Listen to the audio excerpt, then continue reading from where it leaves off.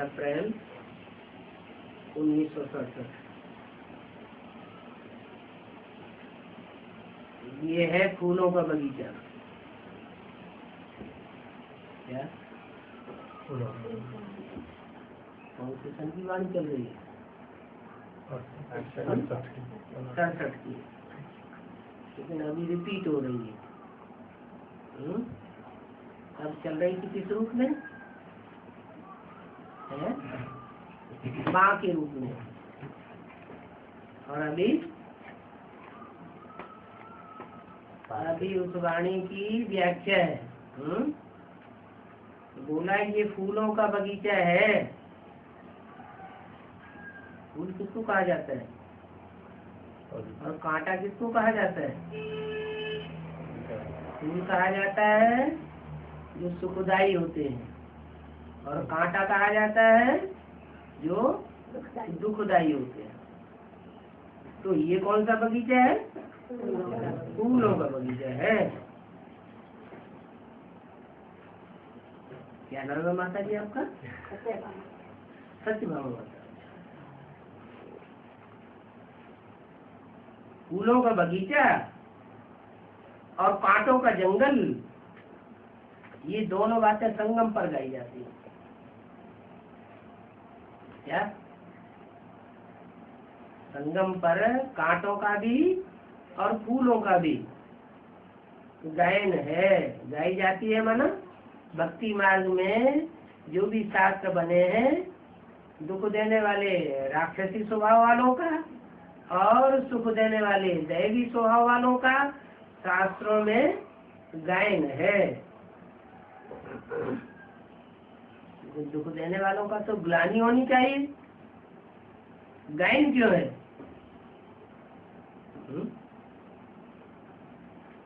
Drama है ना, नाटक होता है ना, तो कोई हीरो का पार्ट बजाते हैं और कोई विलियन का पार्ट बजाते हैं, हीरो क्या विरोधी। तो अगर विलियन का पार्ट कोई बहुत अच्छा बजाए तो उसका गायन होगा या ग्लानि होगी? है तो कहीं बहुत अच्छा पार्ट बजाए है। तो ये भी बेहद का ड्रामा।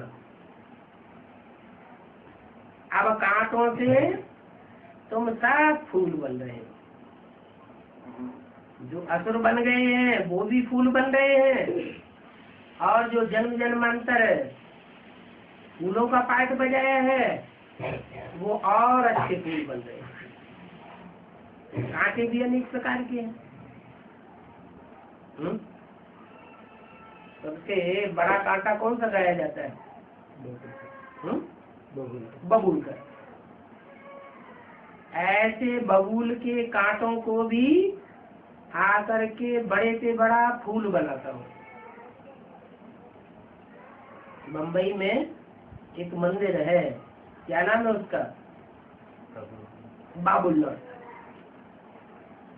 जो बबूल की तरह बड़े बड़े कांटे हैं उनको भी नाथ लेता है और उनको फूल बनाता है। पुरानी दुनिया में है ही कांटों का जंगल, उसमें भी बड़े बड़े कांटे कौन से हैं पुरानी दुनिया में? जो अपने को ईश्वर कह करके अपनी ही पूजा करवाते हैं, वो हैं बड़े से बड़े कांटे, है ना। बाहर की दुनिया की बात लें या ब्राह्मणों की संग में भी दुनिया की बात लें, हैं ब्राह्मणों की दुनिया की बात लें। अच्छा, बाहर की दुनिया में तो जो होता आया वो 63 जन्म देखते ही आए, से वो हम कह के बैठने वाले बहुत तेरे देहधारी धर्म गुरु हुए। और यहाँ ब्राह्मणों की दुनिया में भी बाप आते हैं तो कोई है जो कोई प्रूफ प्रमाण नहीं मिलता है, फिर भी अपने मुंह से अपने को भगवान साबित करते हैं, बोलते हैं कि हमारा ये पार्ट है कोई। ऐसे तो भगवान जब इस सृष्टि पर आवेगा तो शास्त्रों में भी गाया हुआ है, मैं तो गुप्त वेश में आता हूँ। तो गुप्त वेश में आता हूँ तो क्या मुख से कहता है कि मैं भगवान हूँ? कहेगा? और कहेगा तो गुप्त रहेगा? नहीं रहेगा ना। तो वास्तव में भगवान जब भगवान बन करके आता है तो ऐसे साधारण मनुष्य तन के द्वारा आता है कि कोई भी विश्वास कर ही न सके, और अपने मुख से कहता भी नहीं है कि मैं भगवान हूँ। क्या ये बात भी कोई पकड़ में नहीं आ सकती क्या कि वो अपने मुख से कहता हो कि मैं भगवान हूँ? वास्तव में जो भगवान है वो अपन को छोटा बना करके आएगा या बड़ा बना करके आएगा? छोटा बना करके आता है। ये बात दूसरी है कि बताते हैं कि जो अपन को भगवान कहते हैं वो है बड़े से बड़े हिरण्याकश्यप। क्या नाम रखा शास्त्रों में? शास्त्रों में जो भी नाम रखे हैं वो काम के आधार पर रखे हैं। नाम रखा हिरण्याकश्यप, तो क्या काम किया है? हिरण्य माने सोना, काच्य माना तेज, पा माना पीने वाला। सोने जैसी जो सच्ची सच्ची आत्माएं हैं उनके भी तेज को पी लेने वाला, उसको कहते हैं हिरण्याकश्यप।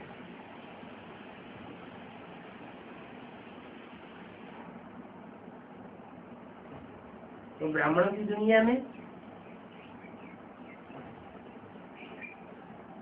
कोई ने अपने को भगवान कहा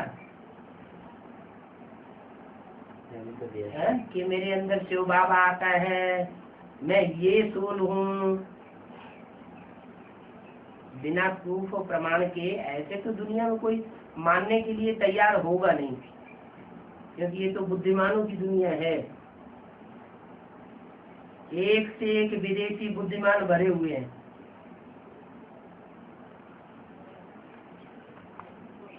बुद्धि से क्लियर होगा तो मानेंगे, नहीं होगा तो नहीं मानेंगे। भले कोई कहता रहे कि मैं ये हूँ मैं ये हूँ,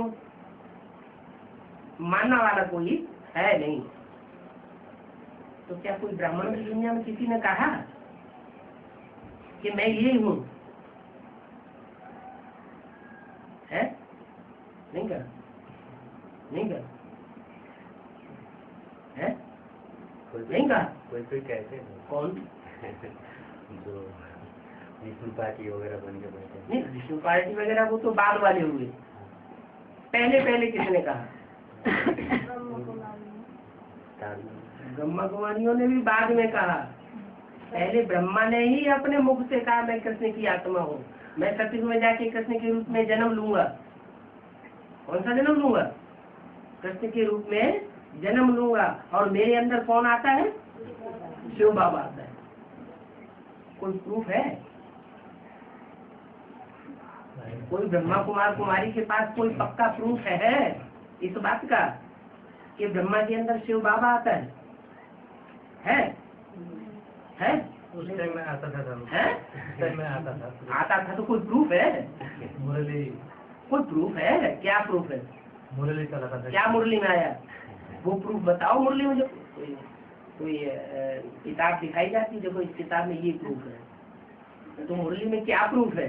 आके चलाता था ये प्रूफ मुरली में बोला। मुरली में क्या प्रूफ है? बोलो ना। ब्रह्मा कुमारी आश्रम में या कोई भी सत्संग में बोलने की छूट नहीं है, और यहाँ बोलने की छूट है। खुल करके बोलो।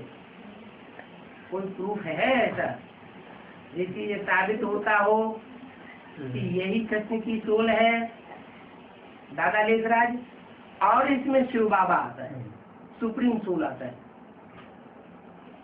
मैं बच्चे को सामने बैठकर पढ़ाता हूँ, ये सुन लेता है, ये सुनने वाला ब्रह्मा है ना शिव बाबा ने। मैं बच्चा को आमने सामने पढ़ा लेता हूँ, ये बच्चा बीच में बैठकर सुन लेता है, ये बात का है मुरली में। हाँ, मुरली में बोला ये बीच में सुन लेता है, तो ये कौन है सुनने वाला? नहीं बताया। सुनने वाला तो नहीं होता, फिर भी तो नहीं बताया। ये बताया ये बीच में सुन लेता है। बाबा ने सिर्फ इतना कहा कि ये सुन लेता है, मैं तुम बच्चों को सुनाता हूँ, लेकिन ब्रह्मा के मुख के जो बोले हुए शब्द हैं बीच बीच में कि मैं जाकर के कृष्ण बनूंगा, और इस जन्म में आपन को स्वीकार कर लिया कि मेरे अंदर परमात्मा है, मैं परमात्मा का साकार स्वरूप हूँ। गीता का साकार भगवान ब्रह्मा की बुद्धि में कौन था? कौन था? इस सृष्टि पर गीता का साकार भगवान इस सृष्टि पर कौन था ब्रह्मा की बुद्धि में? है? यही तो बुद्धि में था कि गीता का साकार भगवान मैं हूँ और निराकार शिव ज्योति बिंदु। वो तो बिंदु बिंदु आत्माओं का बाप है, या गीता पति भगवान है? बाप है? सबका बाप। वो बिंदु बिंदु आत्माओं का सिर्फ बाप है, दूसरा कोई संबंध बनता ही नहीं। वो जब शरीर में प्रवेश करता है तो संबंध बनते हैं अनेक प्रकार के।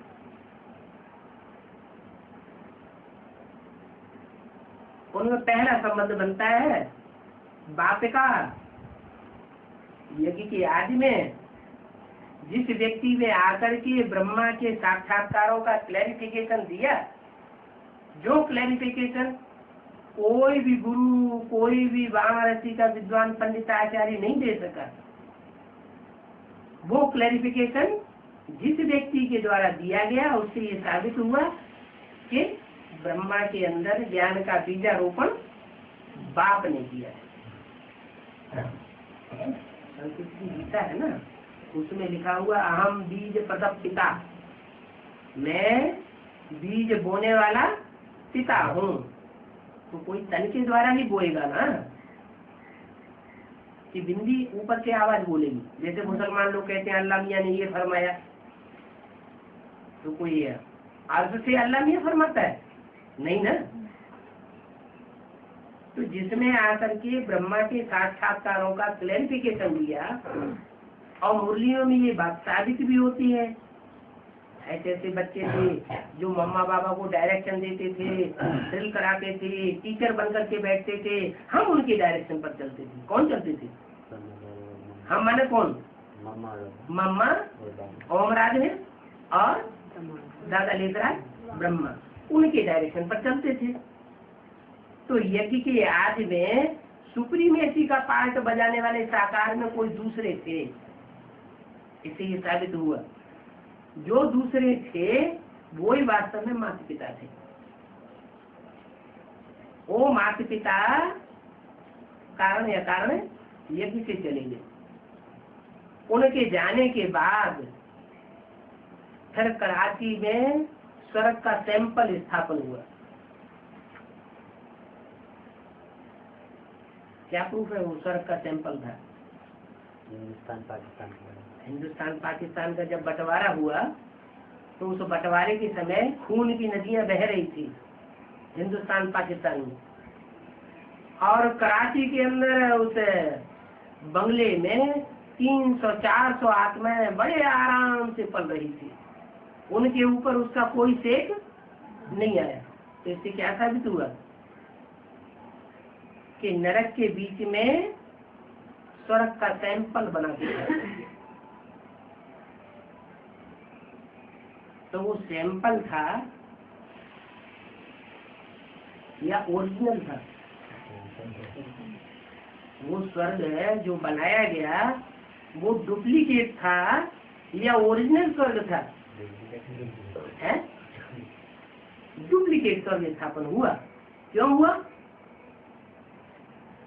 क्योंकि जो स्वर्ग स्थापन करने वाली ओरिजिनल आत्मा है और उनका जो मुखिया है वो तो एक से चला गया, सूर्यवंशी, सूर्य ज्ञान सूर्य। उस टाइम नहीं थे वो सूर्यवंशी बच्चा, वो चले गए। कराची में जब स्थापना हुई उस संगठन की और खून रेजी हुई थी, उस समय वो आत्मा चली गई। कौन? प्यू प्रजापिता, वो चला गया। और बाकी बाद में स्थापना हुई ब्रह्मा, और ब्रह्मा की गोद में पलने वाले जो भी इस्लामी, बौद्धिक, क्रिश्चियन आदि दूसरे धर्म की आत्माएं थी, जिन्होंने माँ के प्यार को पसंद किया लेकिन बाप के सख्त पार्ट को पसंद नहीं किया, वो आत्माएं ब्रह्मा की गोद में पलती रही। आज की दुनिया में भी माँ होती है, बच्चा कैसा भी खराब से खराब हो, चोर हो, डकैत हो, लुच्चा हो, लफंगा हो, गंदा हो, दुख देने वाला हो माँ को, फिर भी माँ उसको अपनी गोद में रखना चाहती है, दूर नहीं रखना चाहती। ये माँ का स्वभाव होता है। तो जिन बच्चों के बीच में आने से माँ और बाप के रूप में बीच में फ्रिक्शन पड़ा, बाप तो गया और वो बच्चे माँ की गोदी में पलते रहे।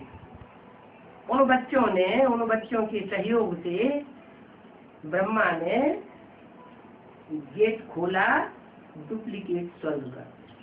सहयोगी बच्चे कौन से थे? मुख्य बच्चे कौन कौन से थे? इस्लामी, बौद्धी और क्रिश्चियन। उनके सहयोग से खोला। और वो गेट किसके द्वारा खोला? निमित्त कौन बना? कोई माता तो रही होगी ना। कौन माता थी? आदि वाली की है? आदि वाली की तमन्ना, आदि वाली की तमन्ना। हाँ, ओमरादी मम्मा तो पढ़ती थी, कोई से पढ़ाई पढ़ती थी। पहले बाबा मुरली नहीं चलाते थे, 10-15 पेज बैठ करके लिखते थे और शिव बाप कोई में प्रवेश करके लिखाते थे।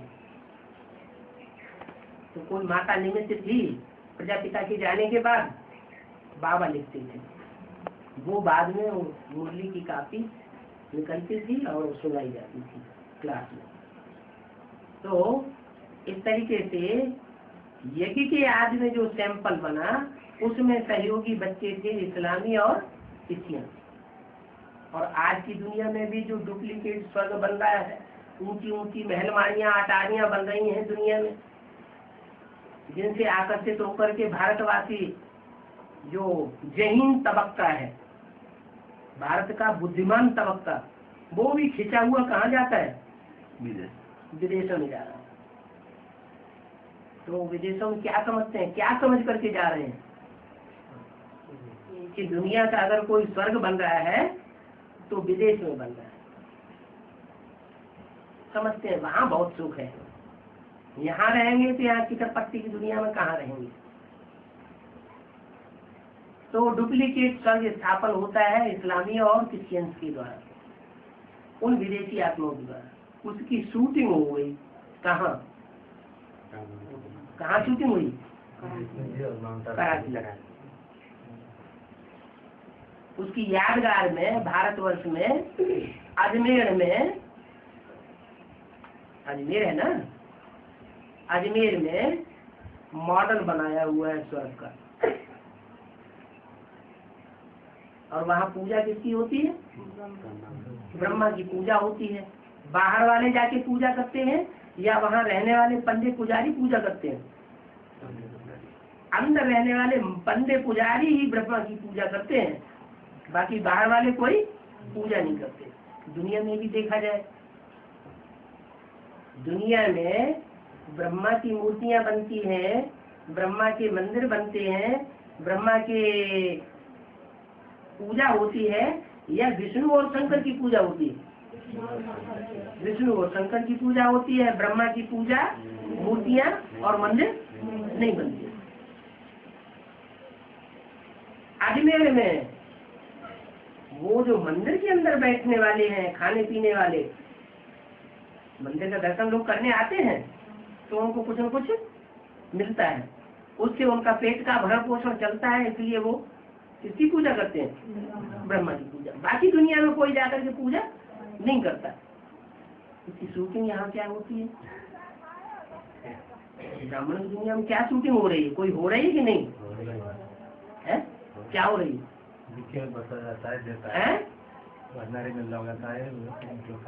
ये शूटिंग हो रही है माउंट आबू में। जो इस्लाम धर्म में कन्वर्ट होने वाली आत्माएं हैं वो अभी भी ब्रह्मा को ही भगवान मानती है, ब्रह्मा की ही पूजा करती है, ब्रह्मा का ही ट्रांसलाइट का चित्र बना करके रखती है, और लोगों को कहते हैं चलो हम तुम्हें स्वर्ग दिखा रहे दुनिया का, शांति धाम और सुख धाम देखो चल के। अरे ईंटों का शांति धाम और सुख धाम कोई स्वर्ग थोड़ी ही स्थापन करता है। ऐसे तो ऋषिकेश में वो साधु सन्यासी है, उन्होंने भी एक महल बनाया हुआ है और उसका नाम रख दिया है स्वर्गाश्रम। तो नाम रख देने स्वर्गाश्रम हो जाता है क्या? नहीं हो जाता।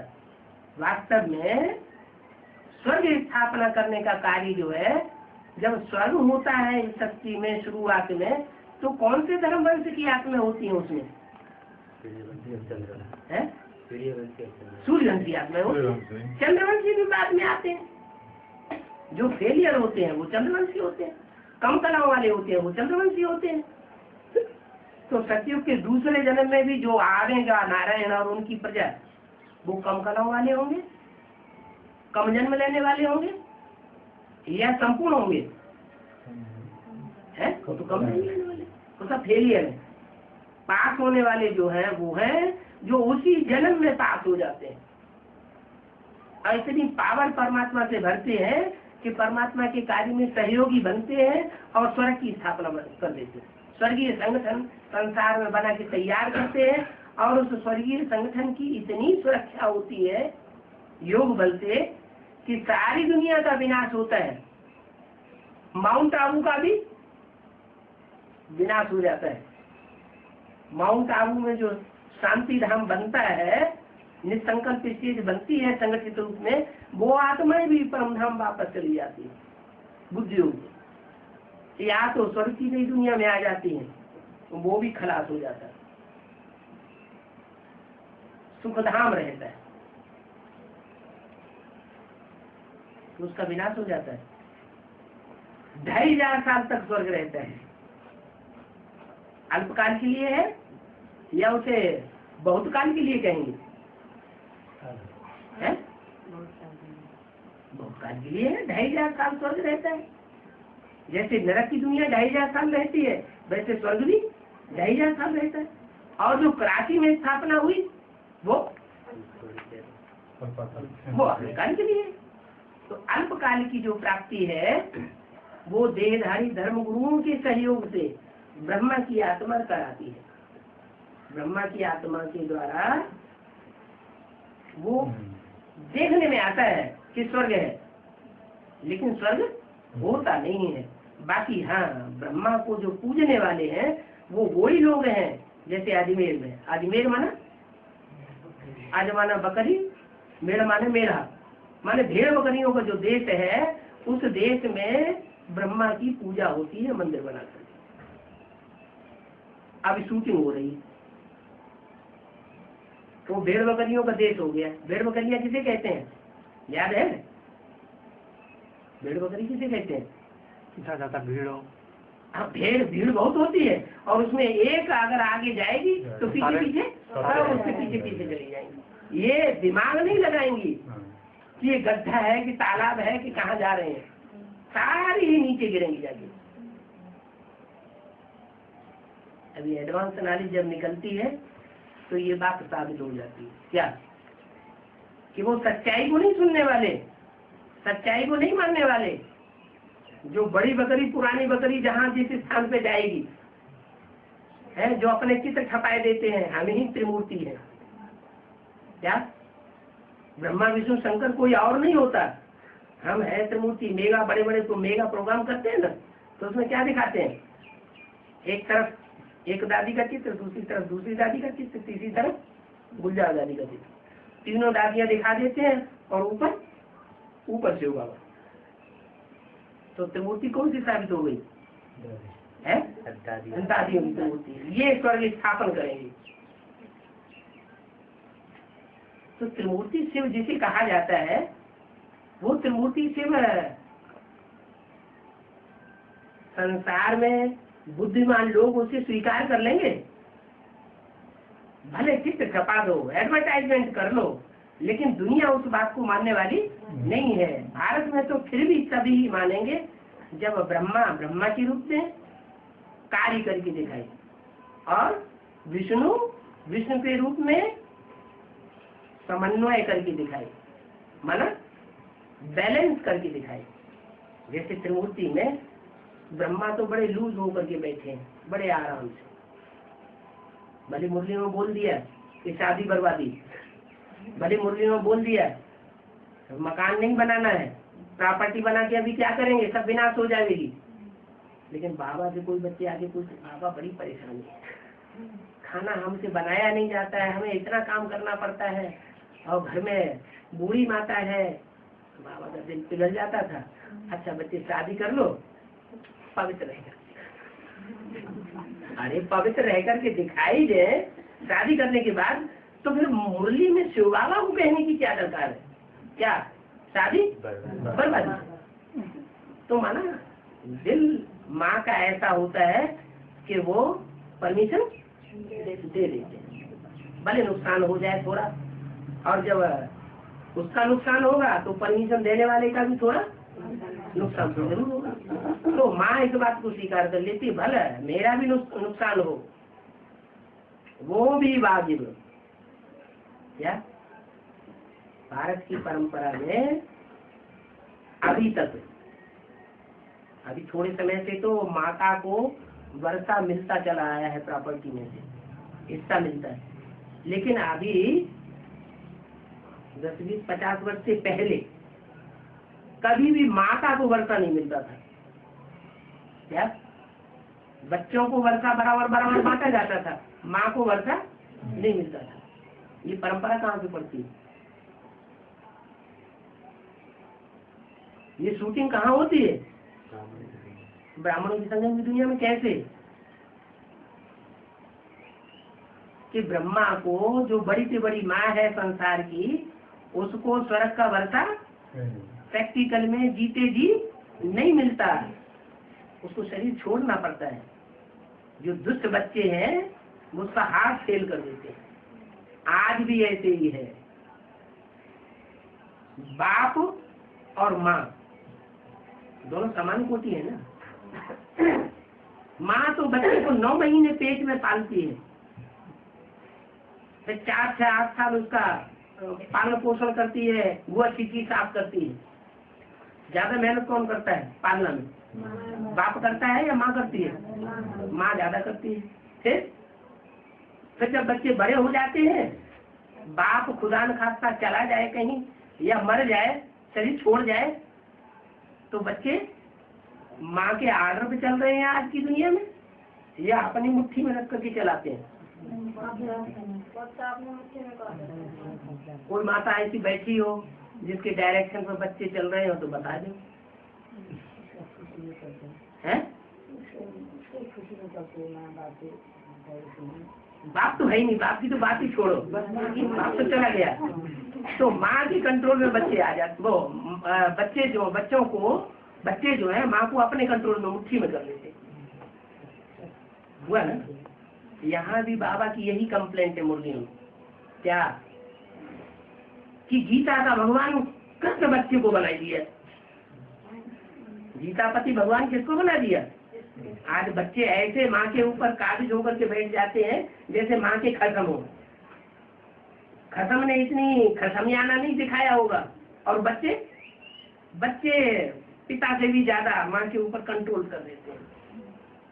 और बाबा की भी यही कंप्लेंट है। क्या कंप्लेंट है? बड़ी से बड़ी भूल क्या हो गई? गीता का भगवान कृष्ण बच्चे को बनाई दिया है, और जो शिव बाप है, शिव शंकर भोलेनाथ, वो गली गली में भटक रहा है, उसको कोई पूछने वाला नहीं। तो ये शूटिंग कहाँ होती है? ब्राह्मणों की संग दुनिया में ये शूटिंग होती है। 63 जन्म से छाप पड़ी हुई है कृष्ण की गीता की, कि कृष्ण गीता का भगवान है। तो कृष्ण की बुद्धि में ज्यादा छाप पड़ेगी कि गीता का भगवान कौन है, या किसी दूसरे की बुद्धि में ज्यादा छाप पड़ेगी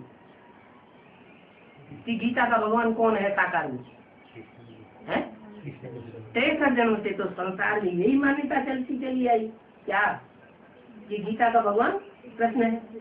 तो जो कृष्ण की आत्मा है 63 जन्म में पल रही होगी संसार में, कहीं भी पाठ बजा रही होगी, उसकी बुद्धि में क्या बात बैठेगी?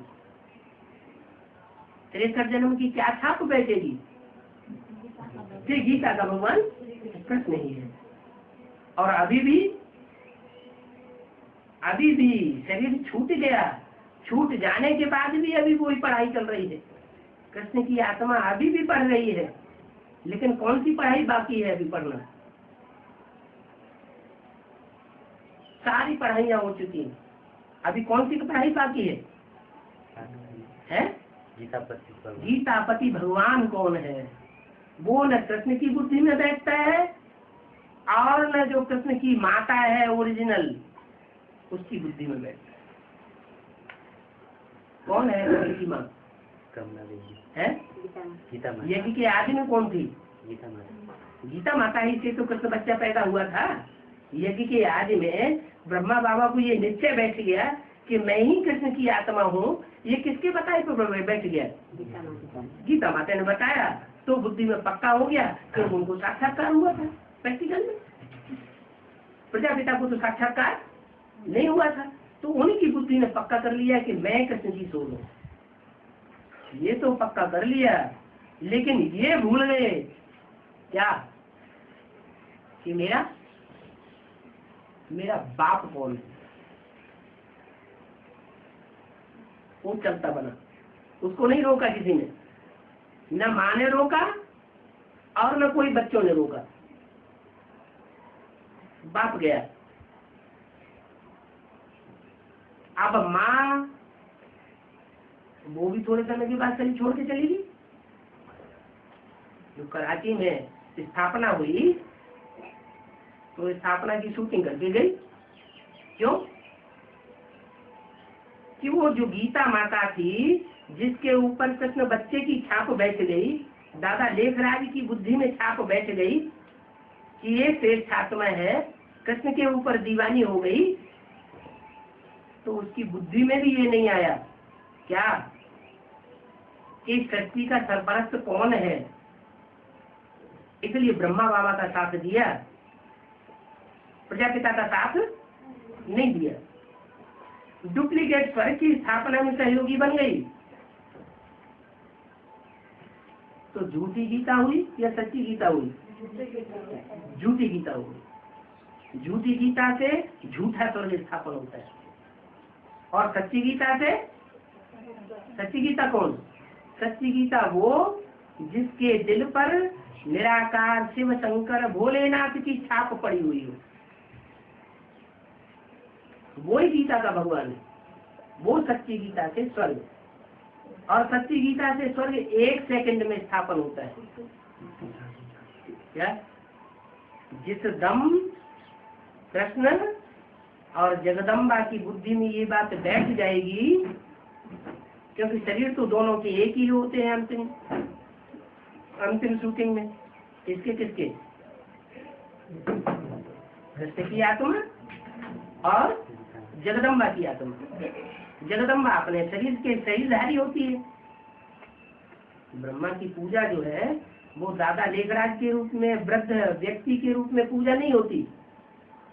पुरुष सब दुर्योधन तो शासन है, इसलिए पूजा नहीं होती। वो स्वर्ग के गेट खोलने के निमित्त नहीं बनता। लेकिन वही ब्रह्मा जब माता में प्रवेश करता है तो उसकी पूजा होती है जगदम्बा के रूप। तो जो जगदम्बा के रूप में पूजा होती है, उस जगदम्बा में वास्तव में जगदम्बा का पार्ट बजाने वाला कौन और डब्बा कौन है? जगदम्बा का जो शरीर है उस शरीर को कहेंगे डब्बा, और उसमें आत्मा कौन पार्ट बजाती है? जगदम्बा के रूप में। मुरली में तो बता दिया ये ब्रह्मा तुम्हारी वास्तव में जगदम्बा है, परंतु तन पुरुष का है, इसलिए ओम राधे मम्मा को, सरस्वती को कन्याओं माताओं की संभाल के लिए निमित्त बनाया। ये वाक्य आया नहीं मुरली में।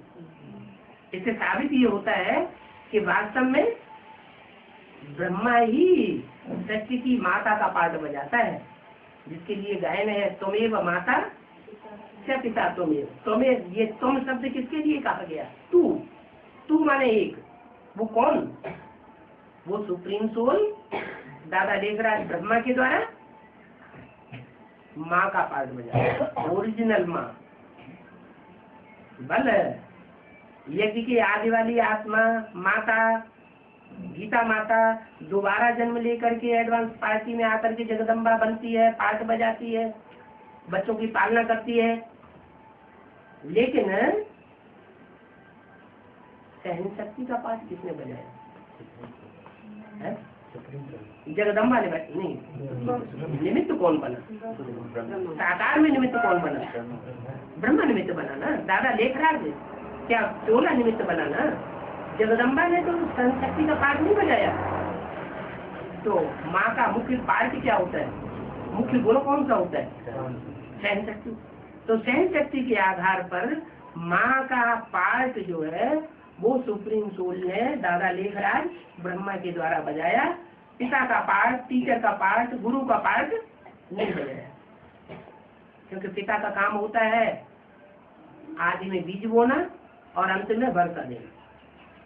ये दोनों कार्य ब्रह्मा के द्वारा तो नहीं हुए। टीचर का काम होता है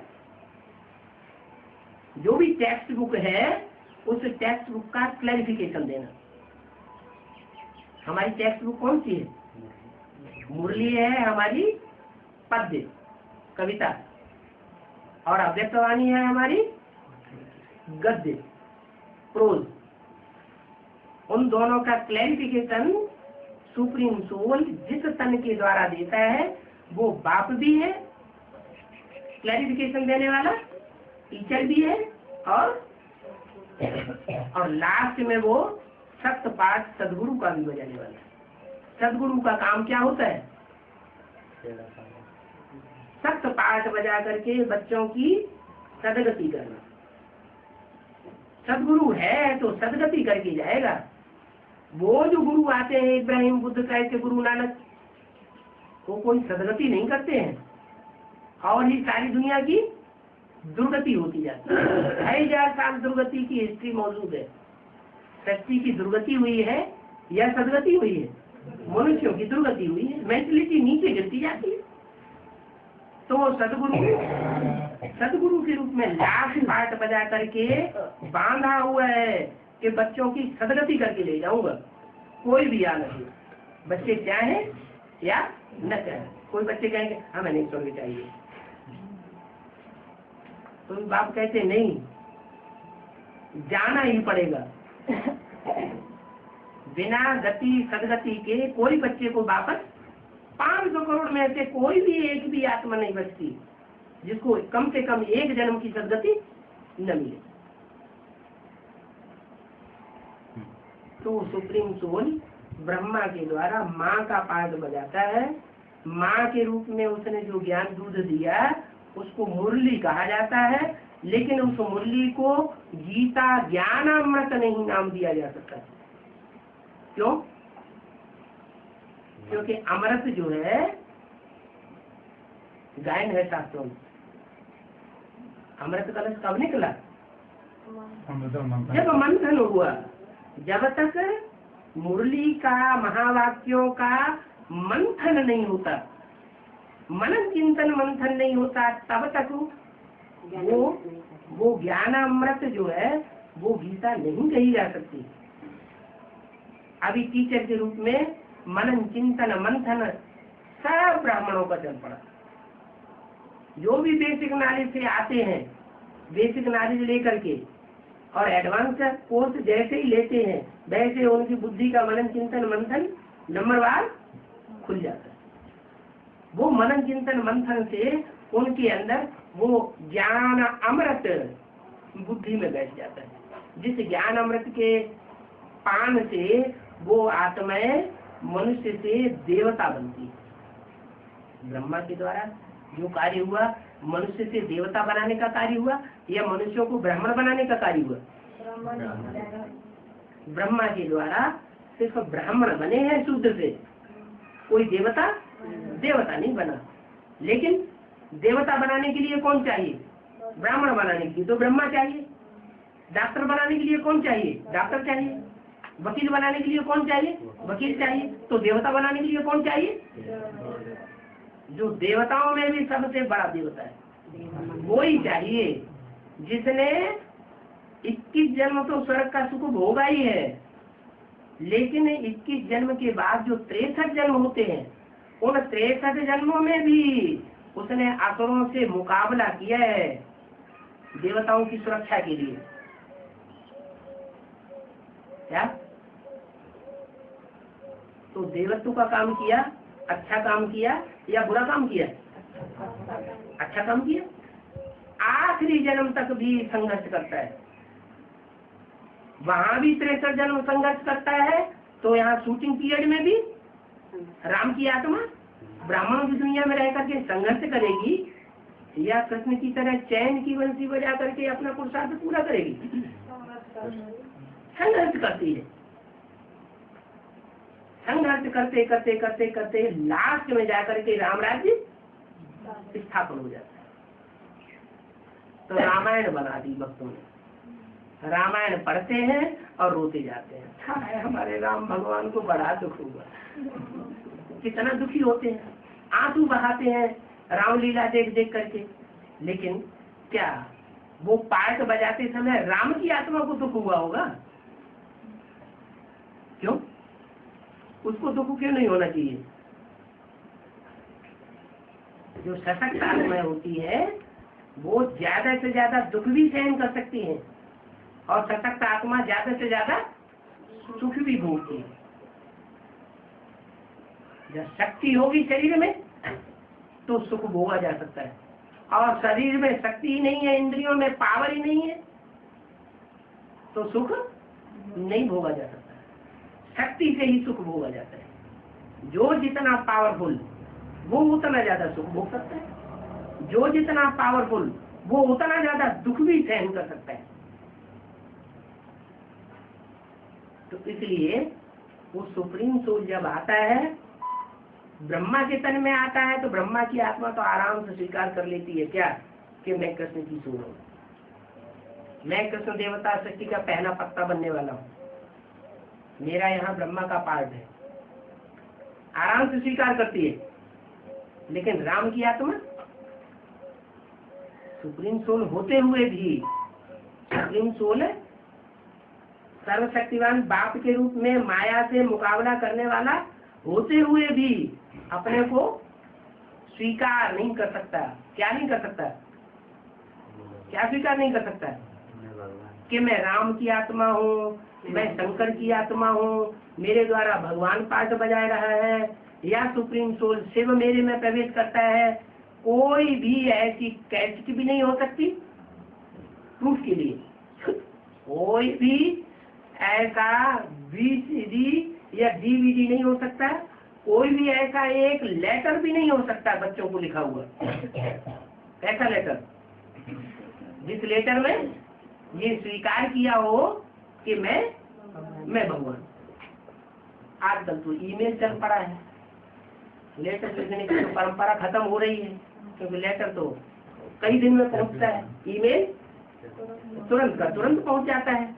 तो कोई ईमेल भी नहीं होगा, हजारों ईमेल पहुंचे होंगे, लेकिन कोई भी ईमेल नहीं होगा जिससे ये साबित हो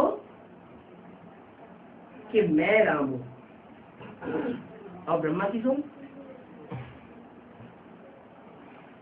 जितनी मुरलियां पढ़ेंगे उनमें सब में साबित होगा क्या, कि मैं कृष्ण की सोन हूँ, मैं ब्रह्मा हूँ, भगवान मेरे द्वारा पाठ बजाता है, मैं भगवान का साकार रूप हूँ, गीता का भगवान जो साकार में अगर कोई हो सकता है तो यही है। आज ब्रह्मा कुमारियां क्या समझे बैठी,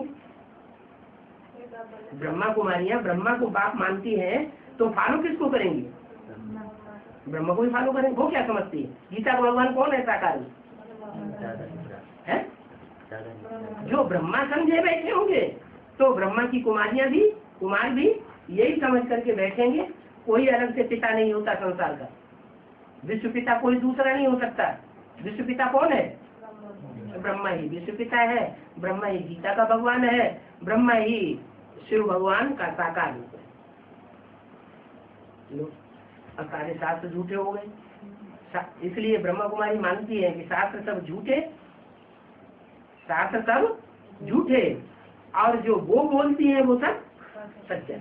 लेकिन ऐसा नहीं है, मुरली भी सच्ची है, मुरली का क्लैरिफिकेशन झूठा हो गया। इसलिए बाबा ने बोला है मुरली में कि शुरुआत में शास्त्र फिर भी सच्चे थे।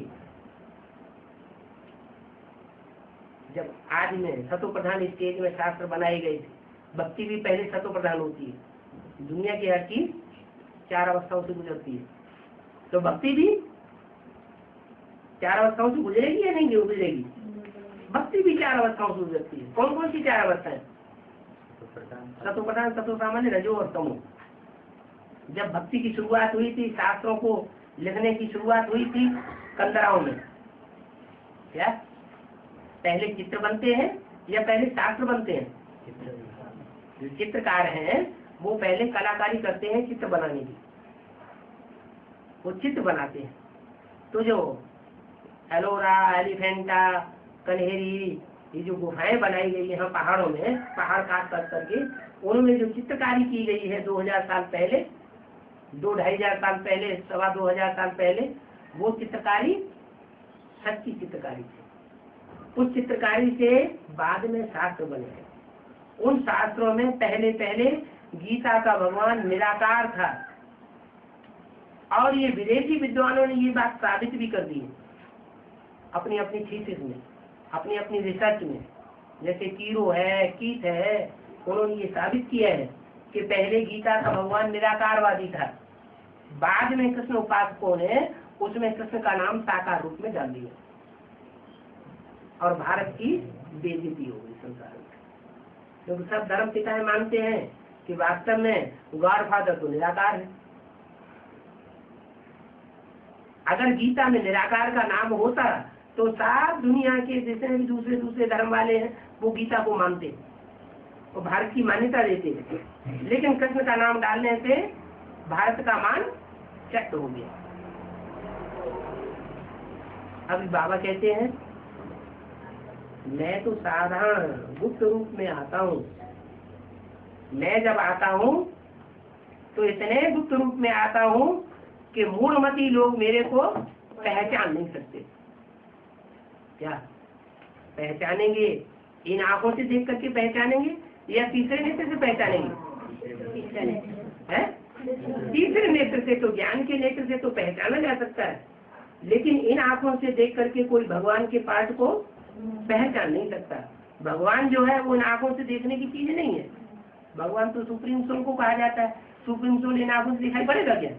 नहीं दिखाई पड़ेगा। वो सुप्रीम सोल वो स्वयं आकर के कहता है कि बच्चे मैं जिस गुप्त रूप में आता हूँ उसको बुद्धि के तीसरे नेत्र से ही समझा जा सकता है, और वो तीसरा नेत्र लेने का तरीका है 7 दिन का कोर्स। जब तक 7 दिन की भट्ठी नहीं की है तब तक बुद्धि में पक्का बैठ नहीं सकता क्या कि भगवान इस सृष्टि पर आया हुआ है।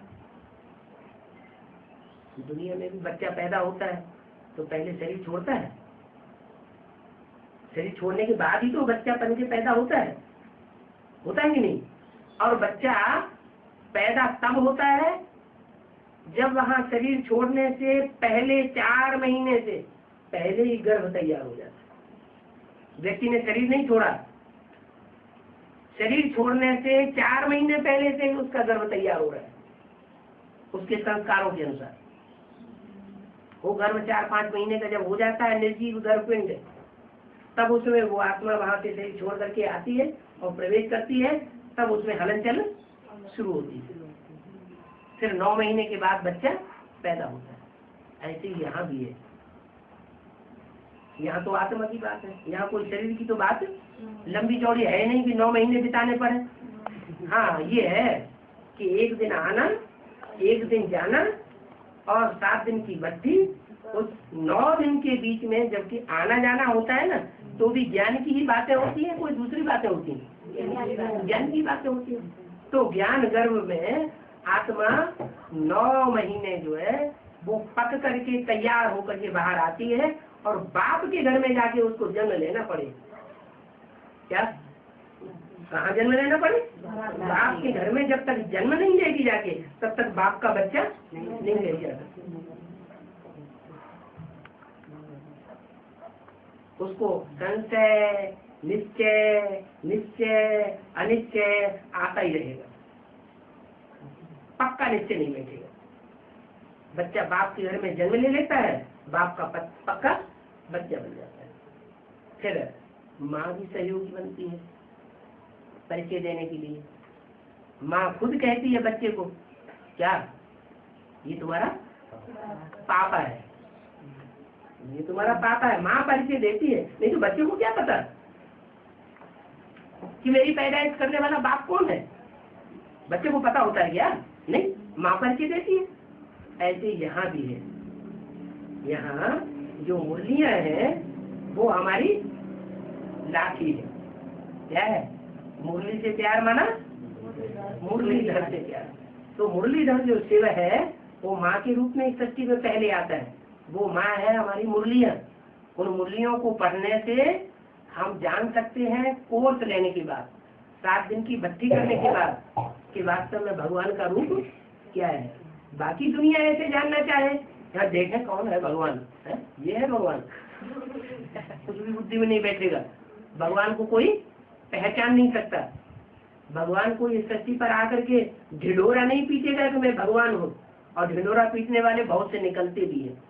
अभी एडवांस पार्टी जब से शुरू हुई है तब से कितने भगवान निकल चुके, मालूम कितने भगवान निकल चुके। विष्णु भगवान बन करके तो ढेरों निकल चुके।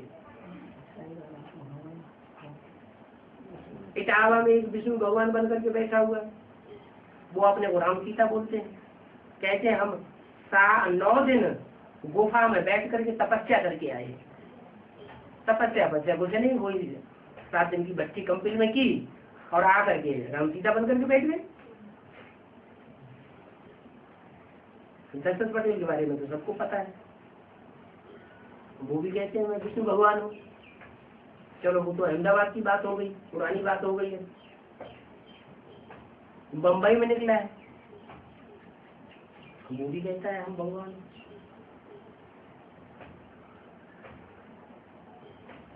बंगलौर में निकला है,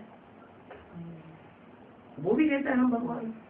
हम सबके पार्ट डिक्लेयर कर देता है पहले से, तुम्हारा पार्ट ये है, तुम्हारा पार्ट ये है। उस गिरफ्त में हैदराबाद की एक ब्रह्मा कुमारी, प्रजापिता ब्रह्मा कुमारी भी आ गई। उसको भी बुद्धि में ये बैठा दिया कि तुम्हारा पार्ट कावेरी का है, तुम दक्षिण गंगा हो। अब उसकी बुद्धि में से निकलता ही नहीं, पक्का बैठ गया। हरियाणा में निकला है कैथल में, वो बाबा के समय से है, बाबा की भी पालना ले चुका है। वो अपने को शंकर भी कहता है, अपने को कृष्ण भी कहता है। किताब में छाप करके रख दिया कि मेरा कृष्ण का पार्ट है, शंकर का पार्ट है। वो भी भक्ति करते हैं, जितने भी भगवान निकल रहे हैं वो सब भक्ति करने की है। मतलब अपन को भगवान साबित करने वाला, मुख से अपन को भगवान कहने वाला कभी भगवान नहीं हो सकता। और भगवान होगा तो उसको ये कहने की दरकार ही क्या है कि मैं भगवान हूँ। भगवान का काम करके दिखाएगा, स्वर्गीय संगठन बना करके दिखाएगा, तब दुनिया मानेगी, या सिर्फ बोलने से मान लेगी। आज की दुनिया में कोई बोलने से किसी को भगवान मान करके बैठने वाला नहीं है। और न कोई कन्याएं ऐसी होंगी जो बिन फेरे हम तेरे हो जाए। जबरियन उनके साथ छल कपट करके, कोई कन्याओं माताओं को बरगला करके उनके साथ कोई दुराचार कर ले और उनको अपना बना के बैठ जाए थोड़े समय तक, जब तक असलियत साबित न हो, वो बात दूसरी है। लेकिन वो अल्पकाल के लिए होगी। जैसे ही बात खुलेगी उनकी बुद्धि में, वैसे छटक के अलग खड़े हो जाएंगे। तो बताया कि भगवान इस सृष्टि पर जब आता है तो उसको पहचानना सबके बस की बात नहीं। कौन पहचानते हैं? वो ही पहचानेंगे जो यज्ञ के आदि में प्रजापिता के साथ ही थे। क्या? वही सूर्यवंशी बच्चे याद के, जब प्रजापिता ज्ञान सूर्य चला गया तो पीछे पीछे वो बच्चे भी चले गए। इसलिए एडवांस पार्टी में पुरानों की संख्या ज्यादा है या नयों की संख्या ज्यादा है? इस जन्म में जन्म लेने वाले,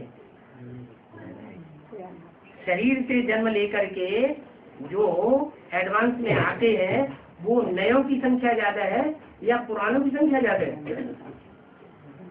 माने मम्मा बाबा के समय के हैं ज्यादा है या मम्मा बाबा के शरीर छोड़ने के बाद आए हुए ज्यादा है? बाद आए हुए ज्यादा है, नहीं ज्यादा है, नहीं ज्यादा है। जो पुराने पड़े हुए हैं, दीदी दादी दादा है, उनकी बुद्धि में कुछ भी अभी भी नहीं बैठा। क्योंकि उनमें जो मुखिया है वो, उसकी बुद्धि में ये बैठा हुआ है स्वर्ग स्थापन मैं करूंगी। जो दीदी दादी दादाएं हैं वो सब उनकी बुद्धि में बैठा हुआ है कि ब्रह्मा बाबा के द्वारा शिव बाबा मुरली चला के चला गया, अब स्वर्ग स्थापने का करने का प्रैक्टिकल पार्ट माताओं का है। माताएं स्वर्ग का द्वार खेलेंगी। अरे जो मुख्य माता है वही शरीर छोड़ के चली गई, तो दूसरी कौन माताएं निकलेंगी जो स्वर्ग का द्वार खोल लेंगी? पहले तो ब्रह्मा को निमित्त बनना पड़ेगा, बल किसी के शरीर में प्रवेश करे, लेकिन वो भी साबित करना पड़ेगा। ऐसे कोई नहीं मान लेगा। तो त्रिमूर्ति के चित्र छपा के बैठ गए, बड़े बड़े पोस्टर बनाए दिए, 1-1 रुपया चंदा ले लिया पूरे परिवार से, लाखों रुपया इकट्ठे हो गए, मुफ्त के पोस्टर छपाते जाओ और संसार में एडवर्टाइजमेंट करते जाओ कि भगवान त्रिमूर्ति शिव के रूप में आया हुआ। लेकिन ये कोई तरीका भगवान के प्रत्यक्ष होने का नहीं है। भगवान को प्रत्यक्ष वो बच्चे करेंगे जो आदि से लेकर के और अंत तक अभी तक यज्ञ में हंसी हंसी सेवा कर रहे हैं। कौन सी सेवा? अपनी मनमत की सेवा नहीं, मनुष्यों की मत के आधार पर चलने की सेवा नहीं। जो मुरली में बोला है वो मुरली के अनुसार सेवा करने वाले बच्चे, वो पहले निकलते हैं अष्टदेव के रूप में, और वो बच्चे बाप को प्रत्यक्ष करते हैं। पहले 108 प्रत्यक्ष करेंगे या पहले 8 प्रत्यक्ष करेंगे बाप को? अव्यक्तवाणी में तो बोला है, अपनी चलन से, अपने चेहरे से, अपने वाइब्रेशन से, अपनी वाचा से तुम बच्चे बाप को प्रत्यक्ष करेंगे। यही तो बोला कि कुछ दूसरा बोला? तो ऐसे बच्चे हैं वो अभी गुप्त हैं, जैसे बाप का पार्ट गुप्त है ऐसे वो बच्चे भी गुप्त पार्टधारी है। बाबा ने नियम दिया हुआ है, छुपा रुस्तम बाद में कुछ। जिस समय बाप की प्रत्यक्षता होनी होगी उस समय वो बच्चे भी प्रत्यक्ष होंगे और बाप भी प्रत्यक्ष। स्लोगन दिया हुआ है, सन सोल्स फादर और फादर सोल्स सन। दोनों के मुकाबले, दोनों में अगर मुकाबला किया जाए बच्चों में और बाप में प्रत्यक्षता करने के लिए, तो ज्यादा पावरफुल कौन है? बाप ज्यादा पावरफुल है। बच्चों के लिए तो टाइटल नहीं मिला हुआ है, कौन सा? सर्व सचिवान का टाइटल या तो बाप का है या तो माया का है टाइटल। इसलिए ये बात साबित हो जाती है क्या कि माया में ऐसी कौन सी शिफ्ट है माया बेटी में जो सर्वशक्तिमान का टाइटल ले लेती है ड्रामा प्लान अनुसार। कौन सी शिफ्ट? कोई शिफ्ट रही होगी, वो कौन सी शिफ्ट है? वो पहचानने में हैं? एक बार पहचान लेती है तो फिर बाद में वो हाँ, एक बार निश्चय बुद्धि बनने के बाद फिर बुद्धि से पूरी सरेंडर हो जाती है, फिर अपनी बुद्धि नहीं चलाती या किसी मनुष्य की बुद्धि पर नहीं चलती है। इसलिए बाप ने माया को स्पेशल काम दिया हुआ है, जो काम और किसी बच्चे को नहीं दिया हुआ है। कौन सा काम? कौन सा काम भूल गए? बाप ने बेटी को काम दिया हुआ है, ये बेटी माया बेटी, जो बच्चे श्रीमत पर नहीं चलते हैं, अपने मनमत पर चलते हैं या परमत पर चलते हैं, उनको खूब फटकाओ, फटका के उनकी जान निकाल लो। तो माया तो अपने काम पर मुस्तैद है। जब प्रत्यक्षता होगी तो कौन सी शिफ्ट होगी जो वो सर्वशक्तिमान का टाइटल ले लेती है? वही वो पहली बुद्धि से सरेंडर होगी। कोई कहे है एडवांस पार्टी में 400-500 इतनी कन्याएं सरेंडर हो गई, बेसिक नॉलेज में शुरुआत में जितनी सरेंडर नहीं हुई थी सिंध हैदराबाद में उससे ज्यादा यहाँ सरेंडर हो गई, और उनमें कोई भी बुद्धि से सरेंडर नहीं हुआ। जो अष्टदेव का टाइटल लेने वाली आत्माएं हैं वो भी अभी बुद्धि से सरेंडर नहीं है। वो भी बुद्धि से सरेंडर तब होंगी जब पहले माया सरेंडर हो जाएगी। इसलिए सर्वशक्तिमान का टाइटल बाप के मुकाबले सिर्फ एक को मिलता है। किसको? माया बेटी। और बच्चे जो है वो नंबरवार शक्तिवान है, लेकिन बाप की तरह सर्वशक्तिवान नहीं है। या तो माया सर्वशक्तिवान है या तो बाप सर्वशक्तिवान। इसलिए आधा समय 2500 साल बाप की मत पर चलने वालों के लिए स्वर्ग बनता है, और 2500 साल माया की मत पर चलने वालों के लिए नरक बनता है। ऐसे नहीं कि नरक में सुख है ही नहीं, सुख अल्पकाल सुख का तो है, माया भी सुख है थोड़े समय का, लगातार का कांस्टेंट सुख नहीं है। जिसे कहते अतीन्द्रिय सुख पूछना हो तो गोपियों से पूछो, एक बार वो अतीन्द्रिय सुख आरंभ हो जाएगा तो 2500 साल तक वो अतीन्द्रिय सुख चलता ही रहेगा। ऐसे तो संगम युग का गायन है विशेष अतीन्द्रिय सुख का जो शास्त्रों में दिया हुआ है। ओम